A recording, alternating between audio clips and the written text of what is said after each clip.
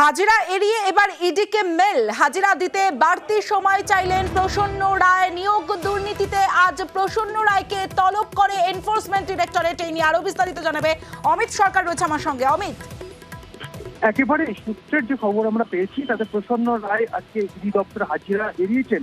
তিনি হাজিরা এড়িয়ে ইডি দপ্তরে ইমেল মারফত তিনি জানিয়েছেন যে তাকে 15 দিন সময় দেওয়া হোক, কারণ ইডির তরফে যে সমস্ত নথিপত্র তাকে নিয়ে যেতে বলা হয়েছিল সেই সমস্ত নথিপত্র তাকে প্রস্তুত করতে হচ্ছে এবং এই কারণে তিনি ইমেল করে সময় চেয়েছে 15 দিনের। একই সঙ্গে আমরা জানিয়ে রাখবো যে প্রসন্ন রায়কে 2 বছর আগে সিবিআই তরফে গ্রেফতার করা হয়েছিল গ্রুপ সি নিয়োগ দুর্নীতি মামলাতে। তো পরবর্তী সময়ে গত বছর অক্টোবর মাসে সুপ্রিম কোর্ট থেকে তিনি জামিন পেলেও ডিসেম্বর মাসে সিবিআইয়ের তরফে যে চূড়ান্ত চার্জশিট দেওয়া হয়েছে নিয়োগ দুর্নীতি মামলাতেও প্রসন্ন রায়ের কিন্তু নাম ছিল যে অভিযুক্ত হিসেবে সিবিআই চার্জশিটে। বিরুদ্ধে যে অভিযোগ ছিল যে তিনি তার সংস্থার বিভিন্ন কর্মীকে কাজে লাগিয়ে তাদের নামে ব্যাংক অ্যাকাউন্ট খুলে আর্থিক নয়জন অর্থাৎ অযোগ্যদের চাকরি বিক্রি করে যে আর্থিক অর্থ সেই টাকা কিন্তু ট্রানজাকশন করা হয়েছে তার অ্যাকাউন্টের মাধ্যমে এবং তারই কিন্তু তদন্ত করছে ইডি এবং তাদের। বেশ অমিত।